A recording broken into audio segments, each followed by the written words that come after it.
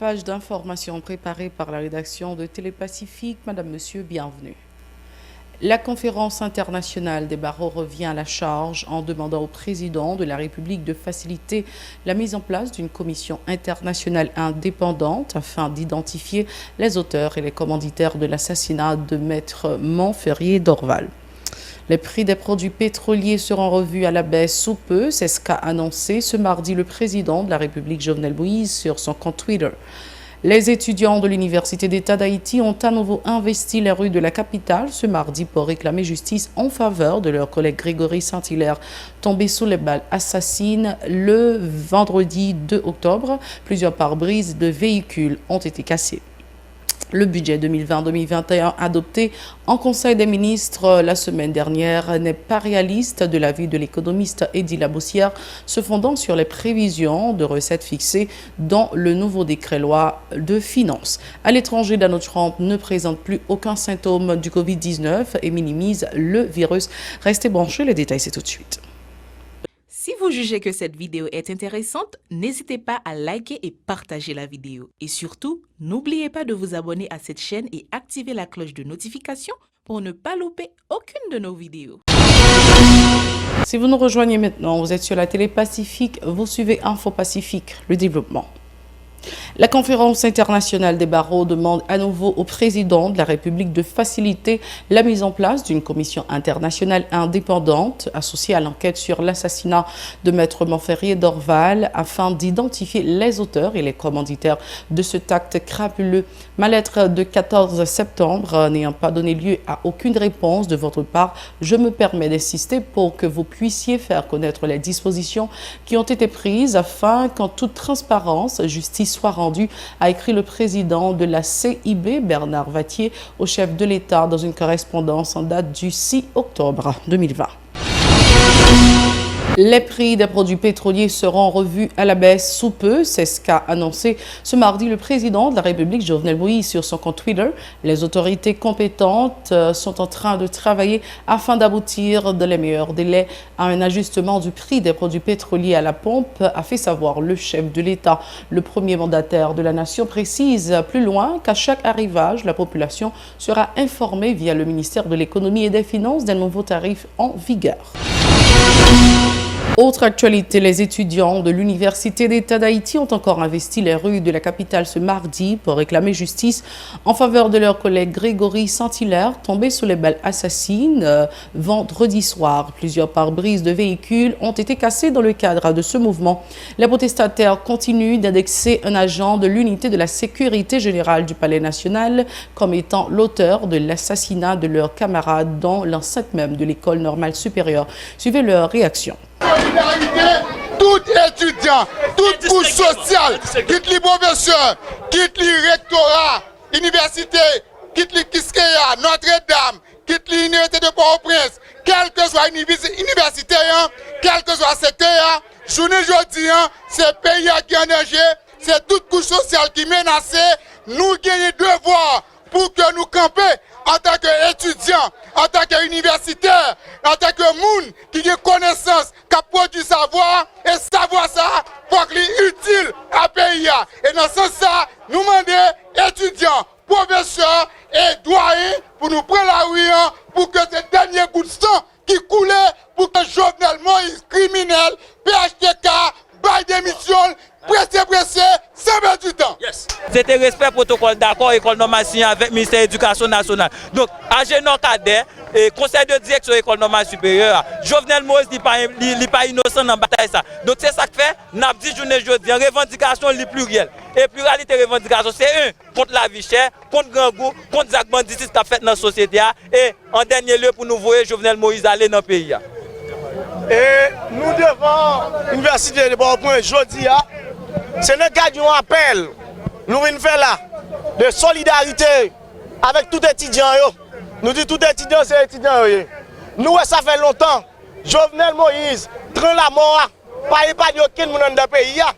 Qui tout, ou t'es pauvre, ou t'es riche, ou t'as l'école, ou pas à l'école, train la mort passe prendre.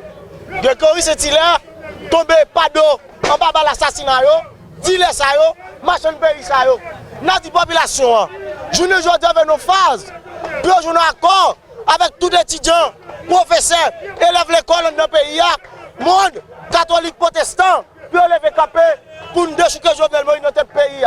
Parce que Jovenel Moïse a une capacité pour le diriger, elle continue à faire massacre dans les quartiers populaires pour ça trouver, montrer l'ambassade d'Amérique, Canada, la France, quel a fait élection dans le pays. N'a Jovenel Moïse, c'est bien contrôlé, mal calculé, élection pas possible. Tuer les gens pas faire élection. N'a simplement madame. Et si c'est madame ou simplement avant qu'il va voter dans l'élection ça. N'a Jovenel Moïse. Peuple a dit non, pas d'élection. C'est deux pas Jovenel Moïse. À une transition en un pays pour aller déboucher le dialogue national et la conférence nationale. Même je docteur Tineb Deblé qu'on a dit là. Pour aller dans un vrai problème pays.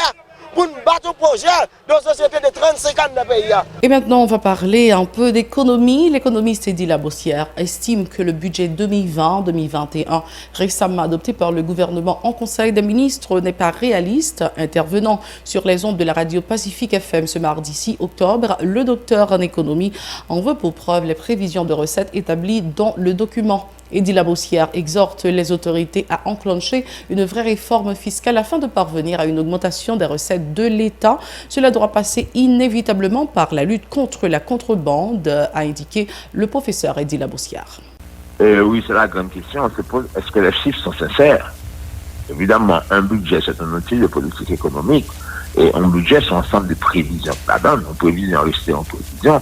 Et sauf que tu dois prier le ciel pour prévision, pour prédiction. Parce que prévision, on base scientifique. Donc, est-ce que c'est une base scientifique?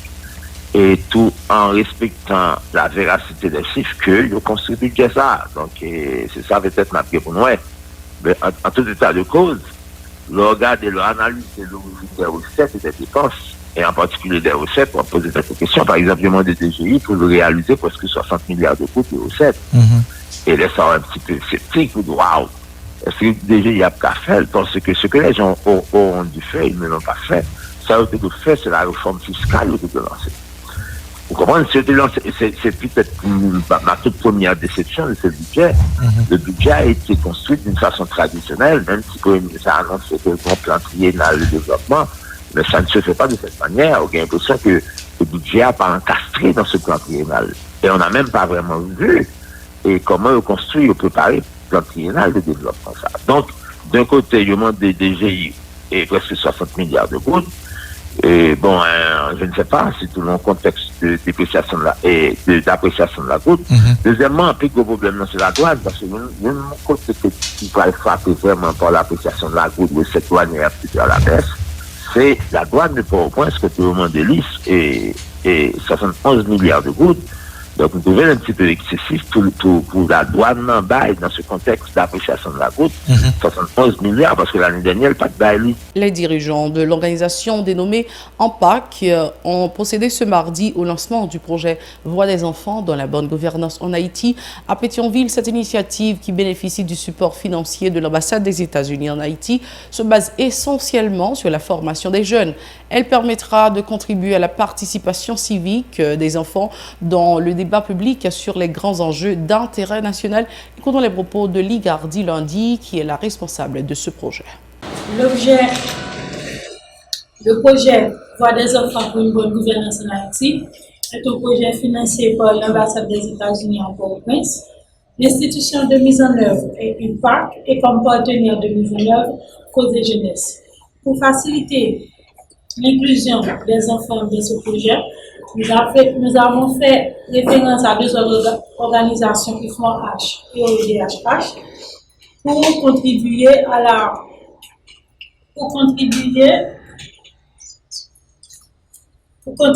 la facilitation de ce projet. L'objectif principal de ce projet, c'est de contribuer à la participation civique des enfants dans le processus de développement, la constitution d'un état de droit et la pratique de la bonne gouvernance. L'objectif spécifique, c'est de renforcer la capacité de ces 4 enfants à remettre en question le statu quo et exprimer leurs préoccupations, intérêts et aspirations. Deuxième objectif, appuyer les jeunes dans la mise en œuvre des activités de sensibilisation sur le droit à la participation dans les débats publics, ainsi que la formulation et le suivi des politiques publiques. Les principales activités faisant partie de ce projet. Élaboration et adaptation de modules de formation sur les sujets suivants: participation citoyenne, leadership, éthique, démocratie, bonne gouvernance, budget national, droits humains, lien entre bonne gouvernance, corruption et droits humains.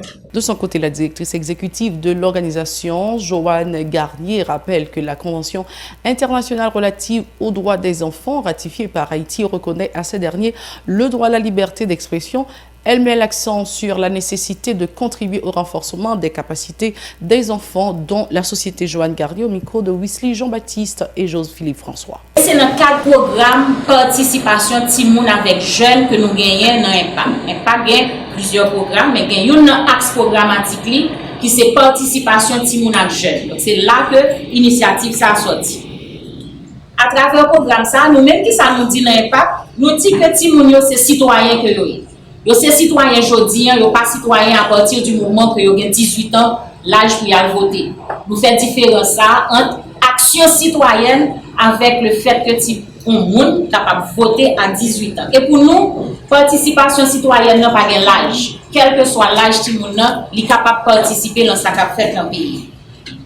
D'ailleurs, convention sur droit de moun nan, l'article 12 reconnaît que Timoun yo gen droit pour yo bay disons yo dans tout ça qu'a fait, dans toute décision qu'a prend dans le pays. Et nous connaissons que quelle que soit décision qu'a prend dans le pays, qui soit au niveau local, qui soit au niveau national, li gagne un effet directement ou bien indirectement dans la vie de Timoun. Donc il faut que Timoun yo apprenne pour nous-mêmes, li légitime, li normal que Timoun yo apprenne qui ça budget national là yé. Comment le budget a lui-même affecté la vie chaque jour. Donc, il faut que Timoun comprenne qui sa corruption est. Il faut que vous comprenne que effet corruption, qui est fait que corruption gagne dans droit, la réalisation droit. Il faut que vous comprenne tout que chaque fois que Timoun qui pas à l'école, il faut que vous comprenne que chaque fois que monde qui mourit parce que pas accès à la santé, c'est parce que bon ressources qui étaient là pour ça qui font l'autre. Ça, il faut que Timoun comprenne ça. C'est le temps de passer au journal international. Restez branchés. Merci d'être encore avec nous sur la Télé Pacifique. Voici la deuxième partie du journal.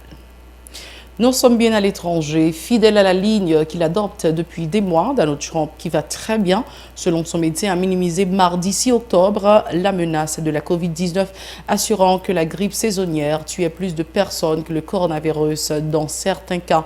Dans un très bref bulletin de santé diffusé mardi, son médecin, Sean Conley, a assuré qu'il ne présentait désormais aucun symptôme de la COVID-19.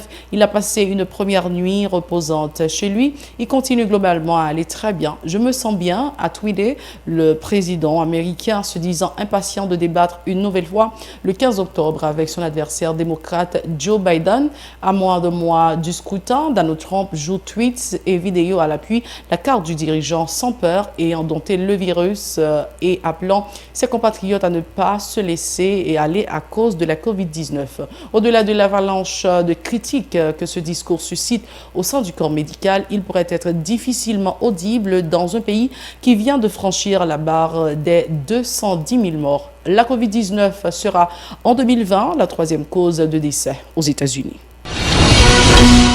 Toujours hors de nos frontières, c'est une nouvelle confirmation de l'empoisonnement d'Alexei Navalny le 20 août dernier. L'Organisation pour l'interdiction des armes chimiques, OIAC, a annoncé mardi 6 octobre qu'une substance du type Novichok avait été trouvée dans l'organisme de l'opposant russe. L'OIAC, basé à La Haye, a déclaré que les échantillons de sang et d'urine d'Alexei Navalny contenaient un inhibiteur de la cholinestérase, similaire aux deux substances chimiques de type Novichok interdites par l'organisation en 2019. Ces résultats viennent corroborer ceux obtenus par deux laboratoires français et suédois qui avaient analysé des échantillons prélevés sur l'opposant russe hospitalisé à Berlin.